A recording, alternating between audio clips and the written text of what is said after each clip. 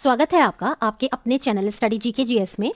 देखिए, आज हम अपने इस चैनल पर यूनिट 6 की शुरुआत करेंगे और आप जानते हैं कि मैंने यूनिट 1, 2, 3, 4 और 5 पांचों ही यूनिट्स आपकी कवर करा दी हैं और पांचों की ही मैंने सेपरेट प्लेलिस्ट बना रखी हैं जिनको कि आप मेरे चैनल पर जा करके देख सकते हैं। अब हम शुरुआत करते हैं यूनिट 6 में, जो कि है हमारी भारतीय संविधान एवं अर्थव्यवस्था। तो देखिए, इसमें जो हमारा पहला आपका सब टॉपिक है वो है आपका भारतीय संविधान का निर्माण एवं प्रस्तावना, मूल अधिकार एवं नीति निर्देशक तत्व।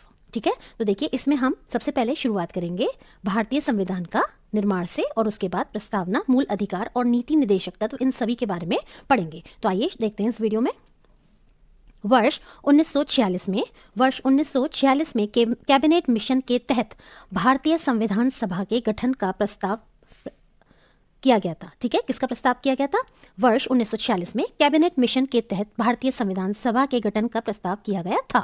कैबिनेट मिशन के तहत संविधान सभा के कुल सदस्यों की संख्या 389 प्रस्तावित की गई थी। कितनी की गई थी? आपकी 389। ठीक है, आगे देखिएगा, इसमें या इनमें, देखिए इनमें से 296 सीटें ब्रिटिश भारत और 93 सीटें देशी रियासतों को आवंटित की जानी थी।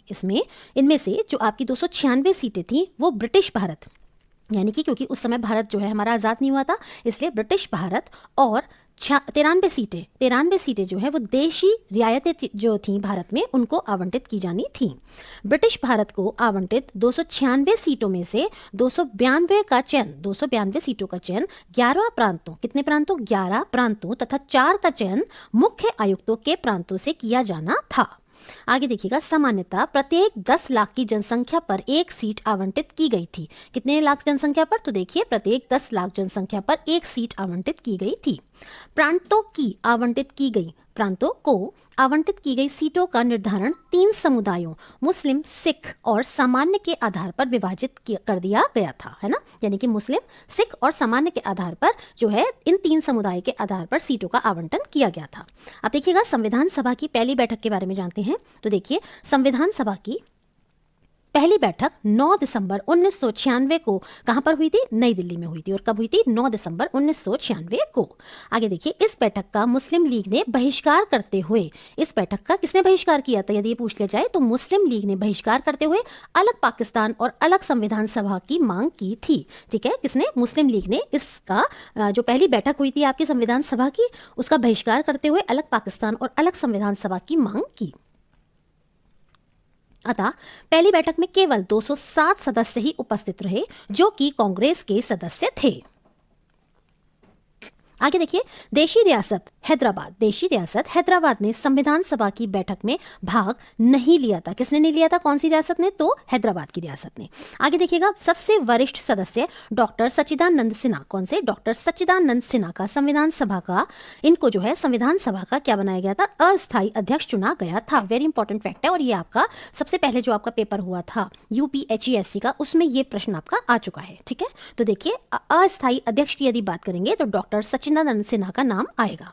11 दिसंबर 1949 को डॉक्टर राजेंद्र प्रसाद जी को, किसको? डॉक्टर राजेंद्र प्रसाद जी को फिर क्या बना दिया गया? संविधान सभा का स्थायी अध्यक्ष चुना गया। कब? 11 दिसंबर को, है ना। तो देखिएगा, पहले अस्थायी सदस्य कौन से बने? डॉक्टर सच्चिदानंद सिन्हा जी। ठीक है, और यदि बात होती है आपके स्थायी सदस्य की या स्थायी अध्यक्ष की, तो ये आपके चुने गए डॉक्टर राजेंद्र प्रसाद। अब देखिएगा, डॉक्टर राजेंद्र प्रसाद को संविधान सभा का स्थायी अध्यक्ष नियुक्त किया गया। HC मुखर्जी को क्या बनाया गया? उपाध्यक्ष। और BN राव को संविधान सभा का वैज्ञानिक सलाहकार नियुक्त किया गया। किसे नियुक्त किया गया? BN राव को संविधान सभा का संवैधानिक सलाहकार नियुक्त किया गया। ठीक है, संविधान सभा में महिला सदस्यों की संख्या कितनी थी? 15।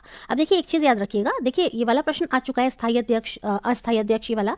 तो अब इंपॉर्टेंट देखिए ये भी हो जाता है कि उपाध्यक्ष के बारे में हो सकता है पूछने की, पहला उपाध्यक्ष किसे चुना गया संविधान सभा का? तो आपको याद होना चाहिए HC मुखर्जी को। ठीक है, HC मुखर्जी। आगे देखते हैं, देखिए संविधान सभा में शामिल महिला सदस्यों में संविधान सभा में जो महिला सदस्य आपकी शामिल हुई थी वो कौन कौन सी थी? तो देखिए विजया लक्ष्मी पंडित, जो कि आपके पंडित जवाहरलाल नेहरू की सिस्टर थी, विजया लक्ष्मी पंडित, सुचेता कृपलानी, मालती चौधरी, सरोजनी नायडू, हंसा मेहता, राजकुमारी अमृता कौर, पूर्णिमा बैनर्जी, रेणुका राय, कमला चौधरी, लीला रे, बेगम एजाज रसूल, अम्मू स्वामीनाथन, जी दुर्गाबाई, दक्षायनी वेलायुधन और आपकी एनी मस्करीन, कौन? एनी मस्करीन थी। ठीक है, ये आपकी कितनी 15 महिला आपकी सदस्य हो गई जो कि संविधान सभा में सम्मिलित हुई थी। आगे देखिए 13 दिसंबर 1946 को जवाहरलाल नेहरू ने संविधान सभा में उद्देश्य प्रस्ताव पेश किया, जिसे 22 जनवरी 1947 को सर्वसम्मति से स्वीकार कर लिया गया। ठीक है, सर्वसम्मति से उसे कब स्वीकार किया गया? 22 जनवरी को। और इसको सबसे पहले किसने पेश किया, उस उद्देश्य प्रस्ताव को? तो देखिए संविधान सभा में ये किया था 13 दिसंबर 1946 को जवाहरलाल नेहरू जी ने। आगे देखिए संविधान निर्माण के लिए संविधान सभा द्वारा विभिन्न समितियों का गठन किया गया था। ठीक है, तो देखिए संविधान निर्माण के लिए यानी संविधान का निर्माण करने के लिए संविधान सभा जो थी उसके द्वारा विभिन्न समितियां बनाई गई और उनके जो है अध्यक्ष नियुक्त किए गए। जैसे पहली समिति थी आपकी संघ शक्ति समिति, कौन सी? संघ शक्ति समिति और संघीय संविधान समिति। तो देखिए इन दोनों के ही कौन थे? आपके जवाहरलाल नेहरू। आगे देखिएगा प्रांतीय संविधान समिति, दूसरी समिति आपकी कौन सी है? प्रांतीय संविधान समिति। तो देखिएगा इसके कौन थे? आपके सरदार वल्लभ भाई पटेल, किसके? प्रांतीय संविधान समिति के। आगे देखिए प्रारूप समिति, तो ये थे आपके भीमराव अंबेडकर जी। आगे है मौलिक अधिकारों एवं अल्पसंख्यकों सरदार वल्लभ भाई पटेल संबंधी परामर्श समिति, इसके कौन थे? तो देखिएगा दोबारा से देख लेते हैं। मौलिक अधिकारों एवं अल्पसंख्यकों संबंधी परामर्श समिति, ये देखिएगा इस तरीके से है। तो इसके अध्यक्ष कौन थे? तो ये थे आपके सरदार वल्लभ भाई पटेल। ठीक है, सरदार वल्लभ भाई पटेल। नेक्स्ट देखिए मौलिक अधिकार उप समिति, अब इसमें भी 2 उप समितियां थी, कौन कौन सी? एक तो थी मौलिक अधिकार उप समिति और दूसरी थी आपकी अल्पसंख्यक उप समिति। मौलिक अधिकार और अल्पसंख्यक देखिए उप समिति। ठीक है, तो जो आपके मौलिक अधिकार उप समिति थी उसके जो अध्यक्ष थे वो कौन थे? JB कृपलानी। और अल्पसंख्यक उप समिति के जो आपके अध्यक्ष थे वो कौन थे? वो थे आपके HC मुखर्जी। आगे देखिएगा प्रक्रिया नियम समिति, इसके जो आपके अध्यक्ष बने वो बने आपके राजेंद्र प्रसाद जी, डॉक्टर राजेंद्र प्रसाद। राज्यों के लिए समिति, तो ये राज्यों के लिए जो समिति बनी इसके जो अध्यक्ष बने वो कौन थे? जवाहरलाल नेहरू जी। आगे देखिएगा संचालन समिति, तो राजेंद्र प्रसाद जी, फिर से संचालन समिति राजेंद्र प्रसाद जी। और आपकी तदर्थ राष्ट्रीय ध्वज समिति, इसके भी आपके अध्यक्ष कौन थे? राजेंद्र प्रसाद जी। आगे देखिएगा 29 अगस्त 1947 को एक संकल्प पारित करके प्रारूप समिति का गठन किया गया। प्रारूप समिति का गठन कब किया गया? 29 अगस्त 1947 में। इस समिति के अध्यक्ष कौन थे? डॉक्टर भीमराव अंबेडकर जी थे। Very important. प्रारूप समिति का कार्य क्या था?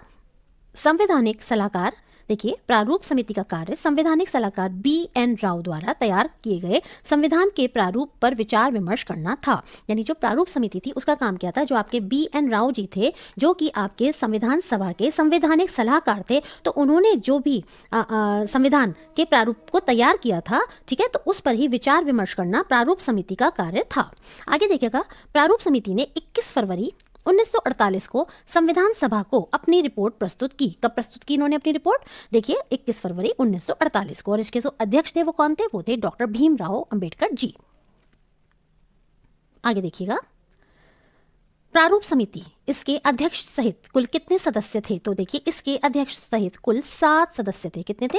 अध्यक्ष को मिला के 7 सदस्य थे, यानी कि एक अध्यक्ष प्लस 6 आपके मेंबर्स। तो देखिए जो इसके अध्यक्ष थे वो कौन थे? आपको पता है अंबेडकर जी, डॉक्टर भीमराव अंबेडकर जी जो थे वो इसके अध्यक्ष थे। और सदस्यों में देखिए कौन कौन थे? N गोपालास्वामी अयंगर, अल्लादी कृष्णा स्वामी अय्यर, डॉक्टर KM मुंशी, सैयद मोहम्मद अब्दुल्ला या सादुल्ला, सैयद मोहम्मद सादुल्ला, N माधवराव जिन्होंने BL मित्रा का स्थान लिया, जिन्होंने स्वास्थ्य कारणों से त्याग पत्र दे दिया था। ठीक है, माधवराव ने किसका स्थान लिया था? BL मित्रा जी का। तो इस तरह से आप देख सकते हैं 1 + 6 = 7 मेंबर्स। अब देखिएगा TT कृष्णामाचारी, ये जो है 1948 में DP खेतान की मृत्यु के बाद इन्होंने उनकी जगह ली थी। किसने? TT कृष्णामाचारी ने। आगे देखिएगा संविधान सभा का पहला वाचन, संविधान सभा का जो पहला वाचन था वो कब हुआ? 4 नवंबर से 9 नवंबर तक चला था और 1948 तक ये चला था। ठीक है, 4 नवंबर से 9 नवंबर 1948 तक चला। जबकि जो दूसरा वाचन था, देखिए दूसरा वाचन, ठीक है, दूसरा वाचन कब से कब तक था? तो 15 नवंबर 1948 से 17 अक्टूबर 1949 तक था। और जो तीसरा वाचन था वो इसका 14 नवंबर 1949 से 26 नवंबर 1949 तक चला। ठीक है, तो 4 नवंबर से 9 नवंबर 1948 तक पहला वाचन चला। ठीक है, दूसरा वाचन 15 नवंबर से 17 अक्टूबर 1949 तक चला और तीसरा वाचन आपका 14 नवंबर 1949 से 26 नवंबर 1949 तक चला। ठीक है, नेक्स्ट देखिएगा, 26 नवंबर 1949 को संविधान सभा द्वारा संविधान को पारित कर दिया गया। कब पारित किया गया? 26 नवंबर 1949 को। इसीलिए हम 26 नवंबर को प्रत्येक वर्ष क्या मनाते हैं? तो हम संविधान दिवस मनाते हैं। संविधान के कुल 15 अनुच्छेदों को 26 नवंबर 1949 को ही लागू कर दिया गया था, जबकि जो शेष थे वो 26 जनवरी 1950 को उनको लागू किया गया था। तो कितने अनुच्छेदों को 26 नवंबर को आपके लागू किया गया? 15 अनुच्छेदों को। बाकी के जो थे वो आपके 26 जनवरी 1950 को लागू किए गए थे। आगे देखिए, भारतीय संविधान में मूल अनुच्छेदों की संख्या, भारतीय संविधान में मूल अनुच्छेदों की संख्या कितनी है? 395 है। इनमें नए अनुच्छेदों यानी आर्टिकल्स को मूल अनुच्छेदों के साथ क, ख, ग आदि लगाकर जोड़ा गया है, जिससे अनुच्छेदों की संख्या अधिक हो गई है। इसी प्रकार गणना की दृष्टि से संविधान के भागों की संख्या कितनी हो गई है? 25 हो गई है। जबकि संविधान के मूल पाठ में कितने थे आपके भाग? तो ये 22 भाग थे और 8 अनुसूचियां थीं। जबकि वर्तमान में कितनी अनुसूचियां हो गई हैं? तो देखिए ये अब बढ़कर 12 अनुसूचियां हो गई हैं। मतलब जब आपका संविधान बना था तो उस समय आपके कितने मूल पाठ थे? मूल पाठ में कितने भाग थे? तो आपके थे 22 भाग और 8 अनुसूचियां थी। और अब कितने हो गए हैं? 3 बढ़ गए हैं इधर आपके, तो 25 भाग हो गए हैं और अनुसूचियां आपकी कितनी हो गई हैं? तो ये आपकी बढ़कर अब 12 हो गई हैं। ठीक है, नेक्स्ट देखिएगा, 24 जनवरी 1950 को डॉक्टर राजेंद्र प्रसाद को भारत का प्रथम राष्ट्रपति चुना गया। कब चुना गया? 24 जनवरी 1950 को। संविधान सभा द्वारा, आगे देखिए, संविधान सभा द्वारा 22 जुलाई 1947 को राष्ट्रीय ध्वज, ठीक है, राष्ट्रीय ध्वज 22 जुलाई 1947 को तथा 24 जनवरी 1950 को राष्ट्रीय गीत और राष्ट्रीय गान को अपनाया गया। मतलब जो संविधान सभा थी उसने 22 जुलाई 1947 को जो आपका राष्ट्रीय ध्वज है, तिरंगा झंडा, उसको अपनाया और 24 जनवरी को 1950 में राष्ट्रीय गीत और राष्ट्रीय गान दोनों को ही अपनाया गया। कि हमारा राष्ट्रीय गीत कौन सा है? वंदे मातरम है। और इसके रचयिता कौन है? बंकिम चंद्र चटर्जी हैं। इसका उल्लेख किस उपन्यास में मिलता है? तो इसका उल्लेख आपका मिलता है कौन से उपन्यास में? बताइए, यदि आपको पता हो तो ये आप कमेंट करके मुझे बताइएगा कि वंदे मातरम का उल्लेख कौन से उपन्यास में मिलता है। देखिए मैं बता देती हूँ, आनंद मठ में मिलता है। ठीक है, और राष्ट्रीय गान किसने लिखा था? आपके रविंद्रनाथ टैगोर जी ने लिखा था। और रविंद्रनाथ टैगोर जी ने ही आपके बांग्लादेश का भी राष्ट्रीय गान लिखा था। ठीक है, आगे देखिएगा, संविधान सभा द्वारा मई 1949 में राष्ट्रमंडल में भारत की सदस्यता का सत्यापन किया गया। कब किया गया? संविधान सभा द्वारा मई 1949 में राष्ट्रमंडल में भारत की सदस्यता का सत्यापन किया गया। आगे देखिए, संविधान सभा के सभी इंपॉर्टेंट फैक्ट्स, तो देखिए कौन कौन से हैं। पहली बैठक कब हुई? 9 दिसंबर 1946 को हुई। अस्थायी अध्यक्ष अभी मैंने आपको बताया था, डॉक्टर सच्चिदानंद सिन्हा जी थे। और आपके स्थायी अध्यक्ष कौन थे? डॉक्टर राजेंद्र प्रसाद जी थे। उपाध्यक्ष कौन थे? मैंने आपको बताया था, HC मुखर्जी थे। संवैधानिक सलाहकार कौन थे? Sir BN Rao. संविधान निर्माण में लगा समय, कितना समय लगा संविधान को बनाने में? तो देखिए 2 वर्ष 11 माह 18 दिन। प्रारूप पर बहस, तो ये कितने ये प्रारूप था संविधान सभा का, हमने जो संविधान का निर्माण किया था, तो वो जो प्रारूप था उस पर जो बहस हुई थी, कितने दिन हुई? 114 दिनों तक इस पर बहस हुई थी। ठीक है, आगे देखिएगा कितना व्यय हुआ, कितने रुपए खर्च हुए? तो देखिएगा 63,96,729 रुपए, 63,96,729 रुपए। और कुल कितने वाचन हुए? 3 वाचन हुए थे। कितने वाचन हुए थे? 3 वाचन हुए। संविधान अपनाया गया 26 नवंबर 1949 में और लागू कब हुआ? तो लागू हुआ है आपका ठीक 2 महीने बाद, 26 जनवरी 1950 में। ठीक है, आगे देखिएगा, कैबिनेट मिशन योजना के आधार पर कैबिनेट मिशन योजना के आधार पर भारत के लिए अंतरिम सरकार का गठन किया गया। कौन सी योजना के आधार पर? तो कैबिनेट मिशन योजना के आधार पर 2 सितंबर 1946 को अंतरिम सरकार का गठन किया गया और 26 अक्टूबर 1946 को इसमें मुस्लिम लीग भी शामिल हुई। किसमें शामिल हुई? देखिए 2 सितंबर 1946 को अंतरिम सरकार का गठन किया गया और 26 अक्टूबर को मुस्लिम लीग भी इसमें शामिल हो गई। अब देखिए जो आपकी अंतरिम सरकार थी उसमें कौन कौन मंत्री थे और उनके पास क्या क्या मंत्रालय थे, आइए देखते हैं। देखिए सबसे पहले हैं जवाहरलाल नेहरू। तो इनके पास कौन सा मंत्रालय था? विदेश एवं राष्ट्रमंडल संबंधी मंत्रालय। सरदार वल्लभ भाई पटेल सूचना एवं प्रसारण तथा गृह मंत्रालय। सी राजगोपालाचारी शिक्षा मंत्रालय। लियाकत अली पे वित्त मंत्रालय। जोगेंद्र नाथ मंडल के पास विधि मंत्रालय। आसफ अली के पास रेल मंत्रालय। डॉक्टर राजेंद्र प्रसाद जी के पास खाद्य एवं कृषि मंत्रालय। डॉक्टर CH भाभा के पास कार्य खनन एवं शक्ति मंत्रालय। बलदेव सिंह के पास रक्षा मंत्रालय। आई चुंदरीगर के पास वाणिज्य मंत्रालय। अब्दुल रब नश्तर के पास संचार डाक एवं वायु। गजनफर अली खां के पास स्वास्थ्य और जगजीवन राम जी के पास श्रम मंत्रालय। देखिए इसमें जो इंपॉर्टेंट है मेरे हिसाब से एक तो ये हैं आपके जगजीवन राम जी, और देखिए ऊपर यदि हम जाएंगे तो आप ये .7 तक के जितने भी हैं ये थोड़े ज़्यादा इंपॉर्टेंट है और खासकर 1, 2, 3 और आपके 7th ये आपके खास हैं। ठीक है, तो आप इनको देख लीजिएगा अच्छे से। आगे देखिए लियाकत अली, जोगेंद्र नाथ मंडल, आई चुंदरीगर, अब्दुल रब नश्तर तथा गजनफर अली खां मुस्लिम लीग के सदस्य थे। ठीक है, आगे देखिएगा रियासतों को सरदार पटेल के नेतृत्व में भारत संघ में शामिल किया गया। हैदराबाद रियासत को पुलिस कार्रवाई के द्वारा, जूनागढ़ रियासत को जनमत संग्रह के आधार पर तथा जम्मू और कश्मीर रियासत को विलय पत्र पर हस्ताक्षर द्वारा भारत में शामिल किया गया था। ठीक है, कौन कौन सी रियासतें हैं? हैदराबाद, जूनागढ़ और जम्मू कश्मीर। ठीक है, तो हैदराबाद की रियासत को पुलिस कार्रवाई के द्वारा, जूनागढ़ की रियासत को जनमत संग्रह के आधार पर और जम्मू कश्मीर की रियासत को विलय पत्र पर हस्ताक्षर के आधार पर भारत में शामिल किया गया। अंतरिम सरकार 26 जनवरी 1950 से प्रथम आम चुनाव 1951 से 52 ईस्वी के बाद बनने वाली सरकार तक कार्य किया। यानी कि अंतरिम सरकार ने 26 जनवरी 1950 से लेके पहले जो आम चुनाव हुए है ना, तो इसके बाद बनने वाली जो भी सरकार थी तब तक इस सरकार ने काम किया। कौन सी सरकार ने? अंतरिम सरकार ने। आगे देखिएगा, अब हम बात करेंगे संविधान की प्रस्तावना की। किसकी? संविधान की प्रस्तावना क्या है? तो देखिए आपने पढ़ी भी होगी, we the people of India, हम भारत के लोग, ये आपकी संविधान की प्रस्तावना यहीं से शुरुआत होती है। तो देखिएगा प्रस्तावना संविधान के परिचय पत्र को कहते हैं। संविधान के परिचय पत्र को क्या कहते हैं? प्रस्तावना। यह संविधान का आमुख होता है। N.A. पालकीवाला ने प्रस्तावना को संविधान का परिचय पत्र कहा है। किसने? देखिएगा N.A. पालकीवाला ने संविधान का परिचय पत्र किसने किया? A.N. पालकीवाला ने या N.A. पालकीवाला ने।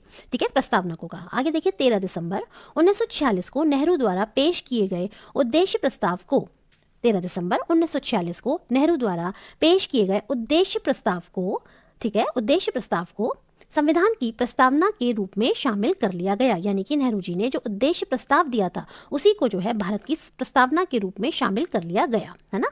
और देखिएगा अब पढ़ते हैं इसको। हम भारत के लोग भारत को एक संपूर्ण प्रभुत्व संपन्न समाजवादी पंथनिरपेक्ष लोकतंत्रात्मक गणराज्य बनाने के लिए तथा उसके समस्त नागरिकों को सामाजिक, आर्थिक और राजनीतिक न्याय, विचार, अभिव्यक्ति, विश्वास, धर्म और उपासना की स्वतंत्रता, प्रतिष्ठा और अवसर की समता प्राप्त कराने के लिए तथा उन सब में व्यक्ति की गरिमा और राष्ट्र की एकता और अखंडता सुनिश्चित करने वाली बंधुता बढ़ाने के लिए दृढ़ संकल्प होकर अपनी इस संविधान सभा में आज तारीख 26 नवंबर 1949 ईस्वी मिति मार्गशीर्ष शुक्ल सप्तमी संवत 2006 विक्रमी को एकद द्वारा इस संविधान को अंगीकृत, अधिनियमित और आत्मार्पित करते हैं। तो देखिए ये आपका क्या है? यही आपकी प्रस्तावना है संविधान की।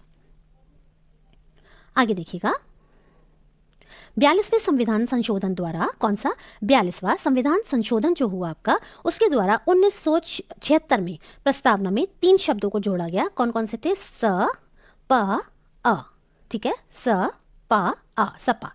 ऐसे शॉर्ट में याद ध्यान रख लीजिए, समाजवादी, पंथ निरपेक्ष और अखंडता। समाजवादी, पंथ निरपेक्ष और अखंडता, ये 3 आपके जो शब्द थे वो आपके जोड़े गए किसमें, 42वें संविधान संशोधन में।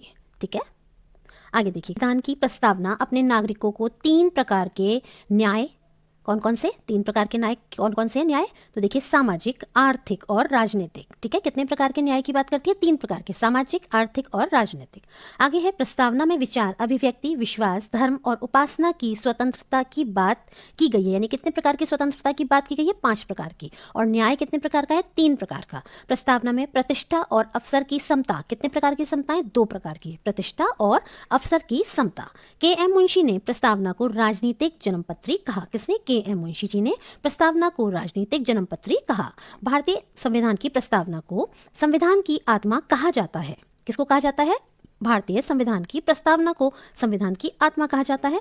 बेरूवादीवाद, कौन सा, बेरूवादीवाद, 1960 में सर्वोच्च न्यायालय ने प्रस्तावना को संविधान का अंग नहीं माना था। कौन से वाद ने नहीं माना था, बेरूवारी, जो आपका बेरूवादीवाद है, इसमें जो एससी यानी कि आपकी जो सर्वोच्च न्यायालय है, सुप्रीम कोर्ट है, इसने संविधान में प्रस्तावना को उसका अंग नहीं माना था। जबकि जो आपका केशवानंद भारती बनाम केरल राज्यवाद है, कौन सा, केशवानंद भारती बनाम केरल राज्यवाद जो है आपका, जो कि 1973 में हुआ, तो इसमें देखिए सर्वोच्च न्यायालय ने प्रस्तावना को संविधान का अंग माना। ठीक है, तो देखिएगा ये बहुत इंपॉर्टेंट है, केशवानंद भारती बनाम केरल राज्य और आपका बेरूवादीवाद भी। ठीक है, आप ध्यान रखिएगा, ये भी जो आपका एग्जाम में पूछा जा सकता है, कौन सा, केशवानंद भारती बनाम केरल राज्य। अगला देखिएगा, संसद प्रस्तावना में अनुच्छेद 368 के तहत संशोधन कर सकती है, हालांकि इसमें निहित ढांचे में नकारात्मक संशोधन नहीं कर सकती। ठीक है, नकारात्मक संशोधन नहीं किया जा सकता है। स्पष्टतः संसद वैसा परिवर्तन कर सकती है जिससे मूल ढांचे का विस्तार व मजबूतीकरण होता है। ठीक है, और कौन से अनुच्छेद के अनुसार, 368 के अनुसार। अब तक प्रस्तावना को मात्र एक बार, जो आपकी प्रस्तावना है, कितनी बार उसमें संशोधन किया गया है, तो मात्र एक बार उसमें जो है संशोधन किया गया है। ठीक है, और ये आपका 42वें संविधान संशोधन जो कि आपका 1976 में हुआ था, उसके द्वारा किया गया था। और मैंने आपको बताए थे इसमें 3 शब्द जोड़े गए थे, कौन कौन से, स, प, अ। ठीक, तो देखिए कौन कौन से, समाजवाद, पंथ निरपेक्ष और आ से अखंडता, ये 3 शब्दों को आपके जोड़ा गया था। ठीक है, तो आगे देखिएगा, इसमें हमारा जो अब नेक्स्ट है वो है हमारा के बारे में भी पढ़ेंगे, मूल कर्तव्यों का प्रावधान। ठीक है, भाग 4 का के अनुच्छेद 51 का में किया गया है। 42वें संविधान संशोधन के द्वारा जो आपका 42वां संविधान संशोधन हुआ था, जो कि 1976 में हुआ था, इसके द्वारा मूल कर्तव्यों को, किसको, इसके द्वारा मूल कर्तव्यों को संविधान में शामिल किया गया था। इनको स्वर्ण सिंह समिति, कौन सी समिति, स्वर्ण सिंह समिति की सिफारिशों के आधार पर संविधान में शामिल किया गया था।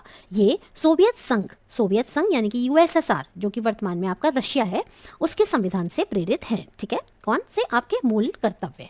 आगे देखिएगा, मूल कर्तव्यों की सूची। 51 का मूल कर्तव्य क्या है, भारत के प्रत्येक नागरिक का ये कर्तव्य होगा। यहाँ कर्तव्य की बात हो रही है कि आपके क्या कर्तव्य होने चाहिए एक नागरिक होने के नाते, भारत का नागरिक होने के नाते। तो देखिए 51 का मूल कर्तव्य, भारत के प्रत्येक नागरिक का यह कर्तव्य होगा कि वह संविधान का पालन करे, उसके आदर्शों, संस्थाओं, राष्ट्रध्वज और राष्ट्रगान का आदर करे।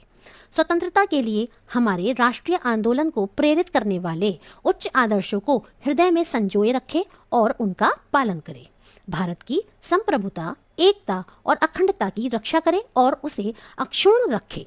आगे देखिए, देश की रक्षा करे और आह्वान किए जाने पर राष्ट्र की सेवा करे, यानी देश की रक्षा करना और आह्वान किए जाने पर राष्ट्र की सेवा करना। भारत के सभी लोगों में समरसता और समान भ्रातृत्व, क्या देखिए, भारत के सभी लोगों में समरसता और समान भ्रातृत्व की भावना, भाईचारे की भावना का निर्माण करे, जो धर्म, भाषा, प्रदेश, वर्ग पर आधारित सभी भेदभाव से परे हो। ऐसी प्रथाओं का त्याग करे जो स्त्रियों के सम्मान के विरुद्ध हैं। आगे देखिए, हमारी सामाजिक संस्कृति की गौरवशाली परंपरा, हमारी सामाजिक, देखिए जाइए, सामाजिक संस्कृति की गौरवशाली परंपरा का महत्व समझें और उसका परिरक्षण करें। कौन, भारत के नागरिक। प्राकृतिक पर्यावरण की, जिसके अंतर्गत वन, झील, नदी और वन्य जीव हैं, उनकी रक्षा करें और उसका संवर्धन करें तथा प्राणी मात्र के प्रति दया भाव रखें। आगे है, वैज्ञानिक दृष्टिकोण, मानववाद और ज्ञानार्जन तथा सुधार की भावना का विकास करें। सार्वजनिक संपत्ति को सुरक्षित रखें, जो सार्वजनिक संपत्ति है उसको सुरक्षित रखें और हिंसा से दूर रहें। व्यक्तिगत और सामूहिक गतिविधियों के सभी क्षेत्रों में उत्कर्ष का सतत प्रयास करें, जिससे राष्ट्र निरंतर बढ़ते हुए प्रयत्न और उपलब्धि की नई ऊंचाइयों को छू ले। यदि माता पिता या संरक्षक है तो 6 वर्ष से 14 वर्ष तक की आयु वाले अपने यथास्थिति बालक या प्रतिपाल्य के लिए शिक्षा का अवसर प्रदान करें। ये क्या है? ये सारे ही आपके कर्तव्य हैं। ठीक है, आगे देखिए, किसी भी नागरिक के कर्तव्य हैं जो कि भारत का नागरिक है, भारत का निवासी है। मूलतः संविधान के 10 मूल कर्तव्य थे। कितने मूल कर्तव्य थे? 10 थे पहले, लेकिन 46वें संविधान संशोधन के द्वारा, है ना, 46वां संविधान संशोधन जो कि 2002 में, इसके द्वारा 11वें यानी कि 11वां मूल संशोधन जोड़ दिया गया था। ये हम जो टॉपिक देखने जा रहे हैं वो है आपका मूल अधिकार, और इसके बारे में हम पढ़ेंगे संविधान के भाग 3 में अनुच्छेद 12 से 35 तक मूल अधिकारों का विवरण है। किसका विवरण है? मूल अधिकारों का। और इन्हें भारत का अधिकार पत्र या मैग्ना कार्टा भी कहा जाता है। क्या कहा जाता है? मैग्ना कार्टा या भारत का अधिकार पत्र। अब देखिएगा, नेहरू रिपोर्ट जो कि 1928 में आई थी, इसके द्वारा मूल अधिकारों को भारत के संविधान में सम्मिलित करने की आकांक्षा प्रकट की गई थी। भारतीय संविधान में दिए गए मूल अधिकारों की तुलना अमेरिका के अधिकार बिल से की जाती है। किससे की जाती है? अमेरिका का जो अधिकार बिल है उससे भारत के मूल अधिकारों की तुलना की जाती है। आगे देखिएगा, भारतीय संविधान में मूल अधिकारों के संरक्षण का दायित्व किसका है? तो ये नगर पालिका का है। किसका दायित्व है? नगर पालिका का दायित्व है कि वह भारतीय संविधान में जो मूल अधिकार हैं उनको संरक्षण देगा। और देखिएगा, अनुच्छेद 32 के तहत सर्वोच्च न्यायालय तथा अनुच्छेद 226 के तहत, कौन से अनुच्छेद? 226 के तहत उच्च न्यायालय यानी कि हाई कोर्ट इसका संरक्षण करेगा। आगे देखिएगा, डॉक्टर एस राधाकृष्णन ने मूल अधिकारों को हमारे लोगों के लिए एक प्रतिज्ञा तथा सभ्य विश्व के साथ किया गया समझौता कहा था। क्या कहा था? हमारे लोगों के लिए एक प्रतिज्ञा तथा सभ्य विश्व के साथ किया गया समझौता कहा था। किसने कहा था? डॉक्टर एस राधाकृष्णन जी ने।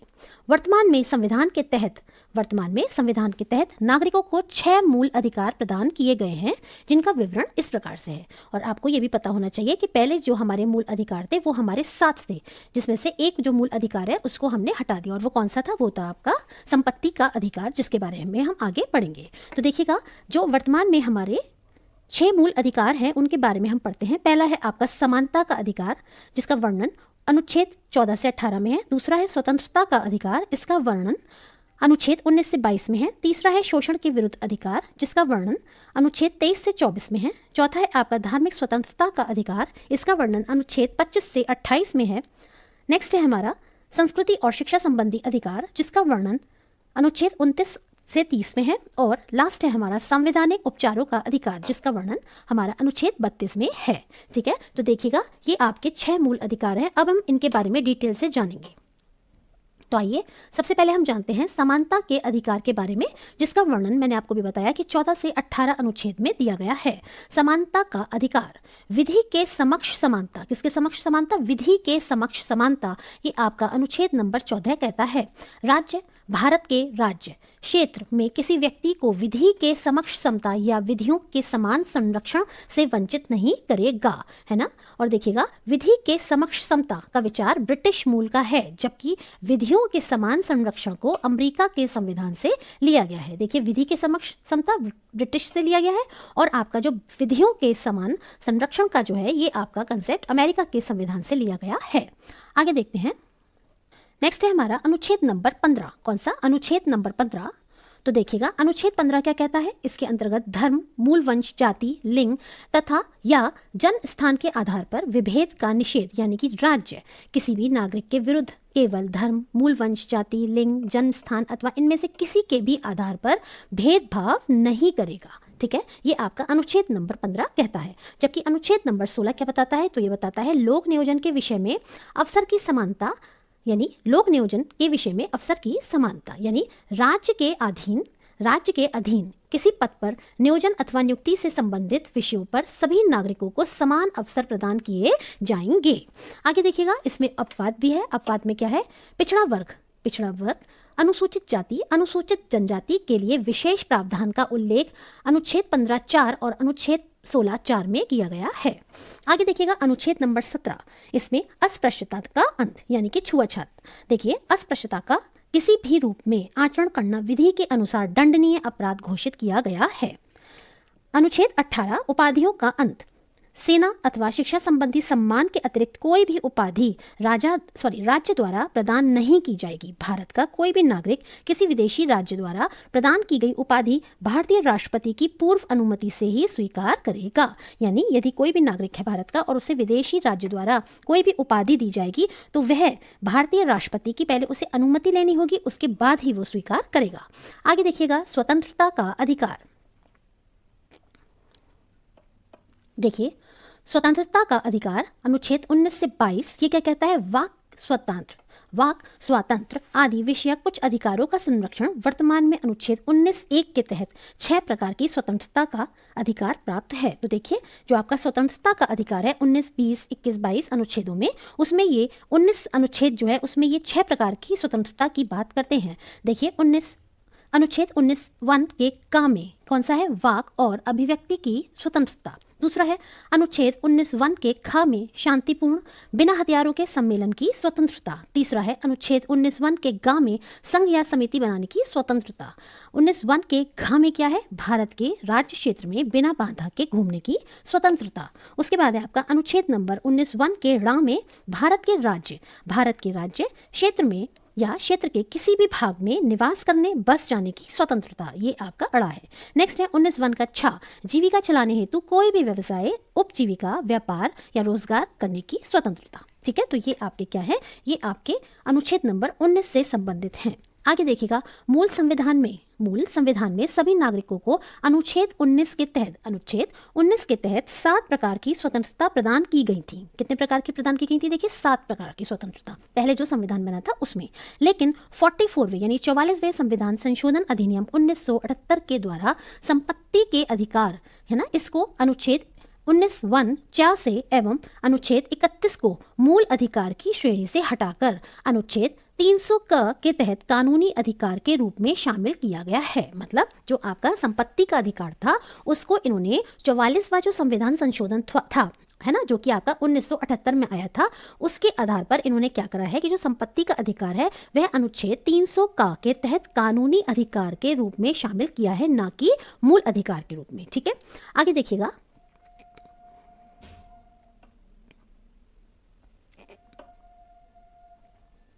वाक और अभिव्यक्ति की स्वतंत्रता अनुच्छेद 19(1) का क में ही प्रेस की स्वतंत्रता को निहित माना गया है। इसी के तहत न्यायपालिका द्वारा सूचना के अधिकार को भी निहित माना गया है।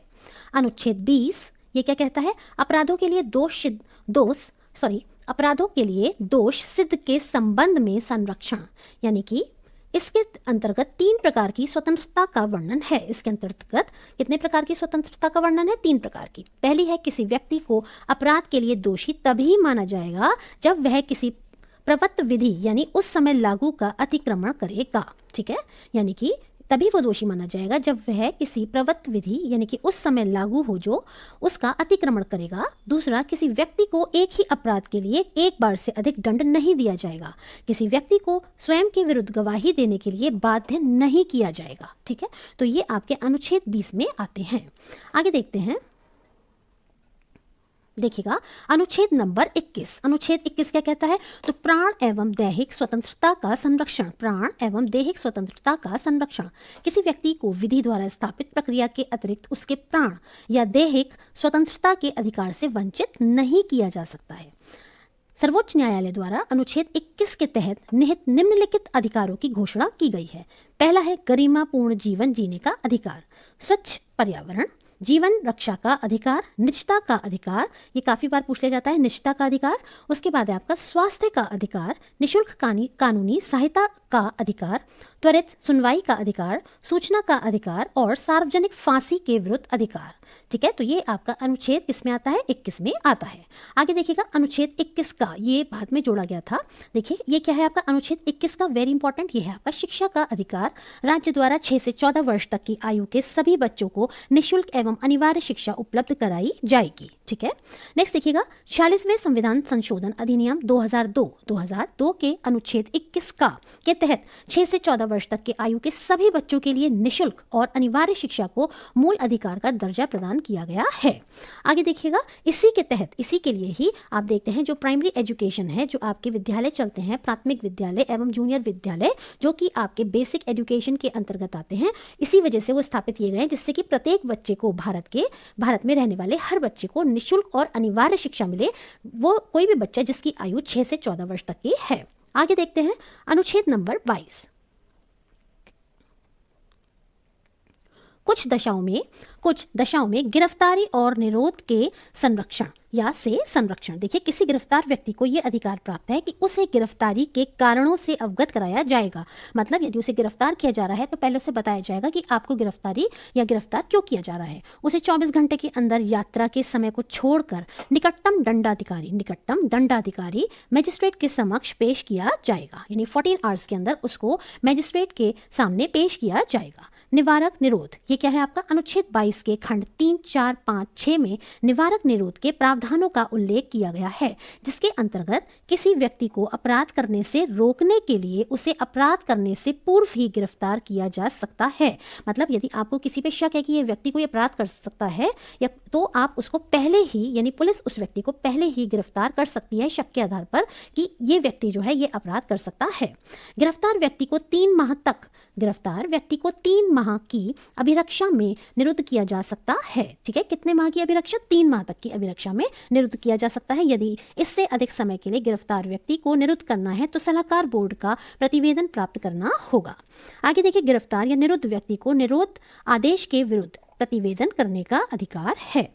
नेक्स्ट देखिएगा, शोषण के विरुद्ध अधिकार। तीसरा है शोषण के विरुद्ध अधिकार, जो कि आपका अनुच्छेद 23 और 24 से संबंधित है। तो देखिए, अनुच्छेद 23 क्या कहता है? अनुच्छेद 23 से या के तहत मानव के दुर्व्यापार और बलात् श्रम को प्रतिबंधित करता है।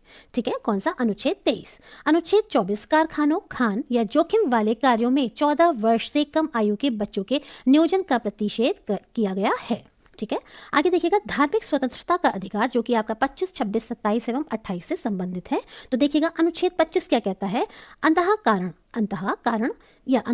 की और धर्म के अबाध रूप से मानने, आचरण और प्रचार करने की स्वतंत्रता प्रदान करता है। यानी आप कोई सा भी धर्म का प्रचार कर सकते हैं, उसको मान सकते हैं, उसके हिसाब से आचरण कर सकते हैं।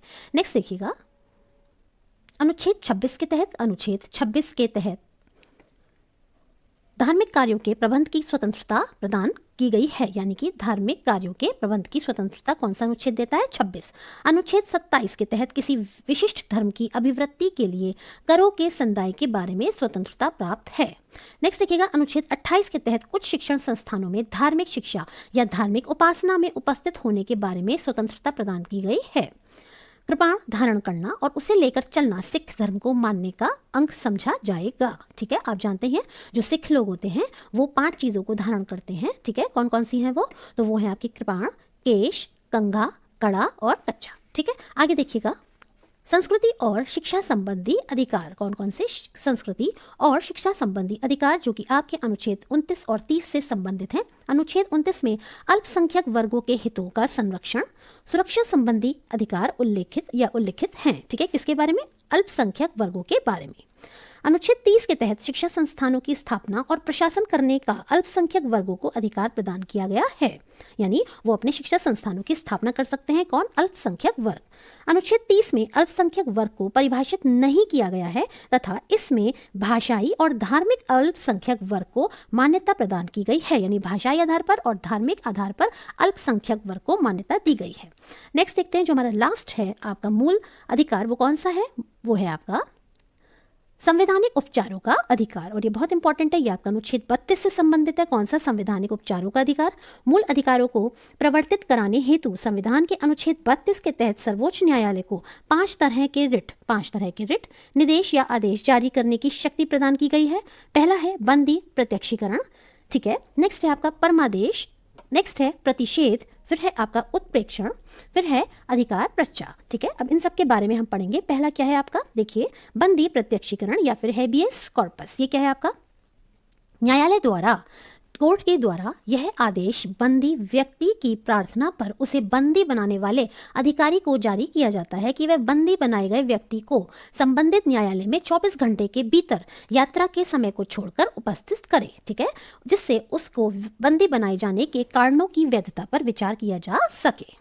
तो बंदी प्रत्यक्षीकरण क्या बताता है कि न्यायालय ये आदेश देता है किसको, जो व्यक्ति किसी बंदे को बंदी बनाता है ना, किसी व्यक्ति को जो बंदी बनाया जाता है, तो जो व्यक्ति ऐसा करता है यानी जो अधिकारी होता है जिसको यह अधिकार प्राप्त है, तो उसको यह आदेश दिया जाता है कि 24 घंटे के भीतर उसको यात्रा के समय को छोड़कर उस बंदी को क्या किया जाए, उसको संबंधित न्यायालय में पेश किया जाए 24 आवर्स के अंदर अंदर, ठीक है। तो ये आपका क्या है, बंदी प्रत्यक्षीकरण। नेक्स्ट देखिएगा परमादेश। परमादेश क्या है, जब कोई पदाधिकारी अपने सार्वजनिक कर्तव्यों का निर्वहन नहीं करता, जब कोई पदाधिकारी है ना अपने सार्वजनिक कर्तव्यों का निर्वहन नहीं करता है तो न्यायालय द्वारा परमादेश जारी करके संबंधित पदाधिकारी को उसके कर्तव्यों के पालन करने का आदेश दिया जाता है, ठीक है। यानी कि जो न्यायालय होता है वो परमादेश यानी कि ये आदेश देता है कि जो अधिकारी अपने कर्तव्यों का निर्वहन नहीं कर रहा है वो अपने कर्तव्यों का पालन करे, ठीक है। नेक्स्ट देखिएगा प्रतिषेध। ये क्या है, सर्वोच्च न्यायालय और उच्च न्यायालय, सर्वोच्च न्यायालय यानी कि सुप्रीम कोर्ट और उच्च न्यायालय यानी कि हाई कोर्ट, ठीक है, अब द्वारा अपने अधीनस्थ न्यायालयों को उनके अधिकार क्षेत्र से बाहर के न्यायिक कार्यों को करने से रोकने के लिए ये रिट जारी करके आदेश जारी किया जाता है। देखिए इसमें क्या है, जो एससी और एचसी यानी कि सुप्रीम कोर्ट और जो हाई कोर्ट है उनके अंडर में जो भी न्यायालय आते हैं, चाहे वो डिस्ट्रिक्ट कोर्ट होते हैं या जो भी न्यायालय हैं, ठीक है, तो उनके अधिकार क्षेत्र से बाहर के न्यायिक कार्यों को करने से रोकने के लिए यह रिट जारी की जाती है, ठीक है। ये क्या है आपका प्रतिषेध या फिर प्रोहिबिशन, ठीक है। नेक्स्ट देखिएगा उत्प्रेक्षण। उत्प्रेषण देखिए इसमें क्या होता है, उत्प्रेषण सर्वोच्च न्यायालय अथवा उच्च न्यायालयों द्वारा अपने अधीनस्थ न्यायालय को यह रिट जारी करके आदेश दिया जाता है कि वे अपने यहाँ लंबित मुकदमों को, जो भी मुकदमे लंबित हैं उनके यहाँ, उनको तेजी से निपटारे के लिए उन्हें वरिष्ठ न्यायालयों में भेजें, ठीक है। जो भी लंबित मुकदमे हैं उनको जल्दी से निपटाएं और उनको जो है वरिष्ठ न्यायालयों में भेजें, ठीक है। ये क्या है, उत्प्रेषण। आगे देखिए अधिकार पृष्ठा। तो ये क्या होता है, जब कोई व्यक्ति या सार्वजनिक संस्थान कोई ऐसा कार्य करता है जिसके लिए उसके पास संवैधानिक या वैधानिक अधिकार नहीं होता है, तो न्यायालय उससे अधिकार पृष्ठा आदेश के द्वारा पूछता है कि वह किस अधिकार से यह कार्य कर रहा है, ठीक है। यानी कि आपके पास कोई अधिकार नहीं है और आप तब भी वो काम कर रहे हो जिसके लिए आपको अधिकार प्राप्त नहीं है, तो आप वो किस अधिकार से ये काम कर रहे हो, तो यही आपका क्या कहलाता है, तो ये आपका कहलाता है देखिए अधिकार पृष्ठा, ठीक है, क्यो वारंटो। नेक्स्ट देखिएगा अनुच्छेद 32 संवैधानिक उपचारों का अधिकार। कौन सा है हमारा अनुच्छेद 32 में, संवैधानिक उपचारों का अधिकार। ये आपका अनुच्छेद 32 है इसको डॉक्टर भीमराव अंबेडकर ने क्या कहा था, संविधान की आत्मा कहा था, ठीक है, यह संविधान की आत्मा कहा है।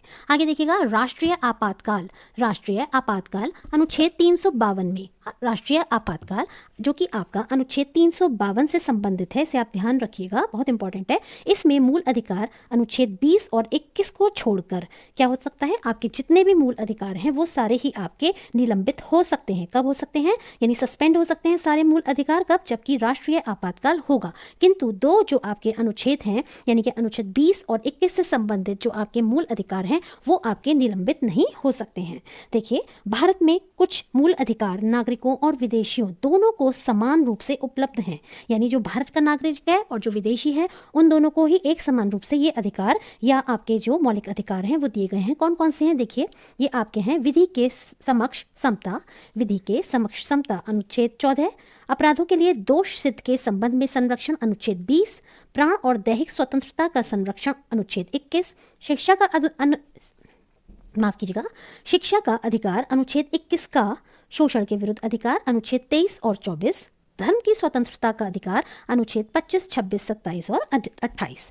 आगे देखिएगा 44वें यानी कि जो का 44th संविधान संशोधन अधिनियम है जो आपका 1978 द्वारा संपत्ति के अधिकार को मौलिक अधिकारों की सूची से हटाकर तो कहाँ पर रखता है, संविधान के भाग 12 में, वेरी इंपॉर्टेंट, भाग 12 में रखता है और ये अध्याय 4 में रखता है, ठीक है। और ये किस अनुच्छेद में आता है, फिर आपका मैंने आपको भी बताया था 300 का की श्रेणी में आ जाता है, ठीक है। आगे देखते हैं अनुच्छेद 300 का के अनुसार किसी व्यक्ति को उसकी संपत्ति से विधिक के प्राधिकार से ही वंचित किया जाएगा, अन्यथा नहीं। आगे देखिएगा, वर्तमान में भारत में संपत्ति का अधिकार एक विधिक या कानूनी अधिकार है जो किसी भी व्यक्ति, नागरिक या गैर नागरिक को प्राप्त है। ठीक है।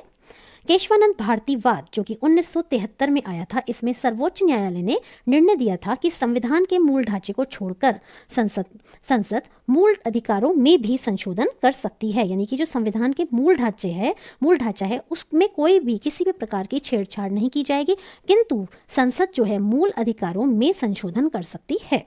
आगे देखिएगा, मूल अधिकार वाद योग्य होते हैं, यानी आपके मौलिक अधिकारों का यदि हनन होता है तो आप न्यायालय का दरवाजा खटखटा सकते हैं, अर्थात इनको लागू करवाने के लिए न्यायालय की शरण ली जा सकती है। नेक्स्ट देखिएगा, राज्य के नीति निर्देशक सिद्धांत। ठीक है, अब हम देखने जा रहे हैं कि राज्य के नीति निर्देशक सिद्धांत क्या होते हैं। तो आइए देखते हैं। नीति निर्देशक तत्वों का उल्लेख संविधान के भाग 4 में, ठीक है, अनुच्छेद 36 से 51 तक किया गया है।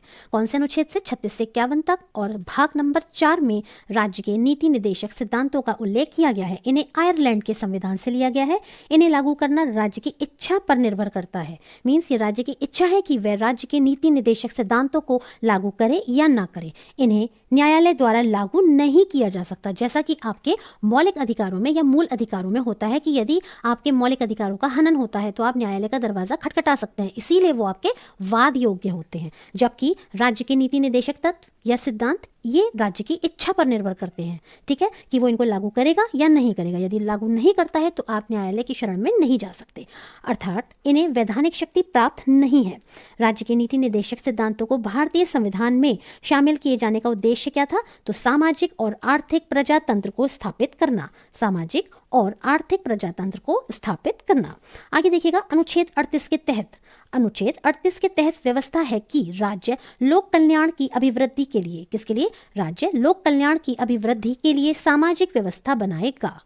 नेक्स्ट देखिएगा, अनुच्छेद 39 का यानी कि 39 का के तहत समान न्याय और निशुल्क विधिक सहायता की व्यवस्था की गई है। ठीक है, समान न्याय और निशुल्क विधिक सहायता की व्यवस्था भी की गई है। अनुच्छेद 40 क्या कहता है? ग्राम पंचायतों के गठन का प्रावधान इसके अंतर्गत है। किसमें? अनुच्छेद 40 में। अनुच्छेद 41 में क्या है? कुछ दशाओं में काम, शिक्षा और लोक सहायता के अधिकार का प्रावधान है। अनुच्छेद 42 के तहत काम की न्याय संगत और मानवोचित दशाओं का तथा प्रसूति सहायता का उपबंध किया गया है। यानी काम की जो कार्य करने की जो न्याय संगत और मानवोचित दशाएं हैं वो मिलनी चाहिए व्यक्ति को, कोई भी व्यक्ति जो कि काम करता है, और प्रसूति सहायता का उपबंध भी इसमें है। किसमें? अनुच्छेद 42 में। आगे देखिएगा, अनुच्छेद 43 यानी कि अनुच्छेद 43 ये क्या कहता है? इसके तहत कर्मकारों के निर्वाह, मजदूरी आदि का प्रावधान किया गया है। अनुच्छेद 43 का के तहत उद्योगों के प्रबंध में कर्मकारों का भाग लेना वर्णित है।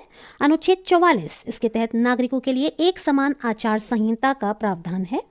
अनुच्छेद 45 के तहत 6 वर्ष से कम आयु के बच्चों के लिए प्रारंभिक बाल्यावस्था देखरेख और शिक्षा का उपबंध किया गया है। 6 वर्ष से कम आयु के बच्चों के लिए प्रारंभिक बाल्यावस्था देखरेख और शिक्षा का उपबंध किया गया है। किसमें? अनुच्छेद 45 में। अगला देखिएगा, अनुच्छेद 46 ये क्या कहता है? इसके तहत अनुच्छेद 46 के तहत अनुसूचित जाति, अनुसूचित जनजाति तथा दुर्बल वर्गों की शिक्षा और अर्थ संबंधी हितों की अभिवृद्धि का वर्णन करता है। कौन सा अनुच्छेद? अनुच्छेद 46। अनुच्छेद 47 इसके तहत पोषाहार स्तर और जीवन स्तर को ऊंचा करने तथा लोक स्वास्थ्य में सुधार करने के राज्य के कर्तव्यों का उल्लेख है। अनुच्छेद 48 के तहत कृषि एवं पशुपालन, ये इंपॉर्टेंट है आपका, कृषि एवं पशुपालन के संगठन से संबंधित प्रावधान किए गए हैं। ये भी आपका इंपॉर्टेंट है। अनुच्छेद 48 का इसके तहत पर्यावरण का संरक्षण और संवर्धन और वन और वन्य जीवों की रक्षा का प्रावधान है। Very important. नेक्स्ट देखिएगा, अनुच्छेद 49 के तहत राष्ट्रीय महत्व के स्मारकों, स्थानों और वस्तुओं के संरक्षण का प्रावधान है। ये भी आपका बहुत इंपॉर्टेंट है और आपके अब जो 51 तक हैं सब आपके बहुत महत्वपूर्ण हैं। अनुच्छेद 50 के तहत कार्यपालिका और न्यायपालिका से या के पृथक्करण का प्रावधान है। ठीक है, न्यायपालिका का कार्यपालिका से पृथक्करण। ठीक है, ये अनुच्छेद 50 में है।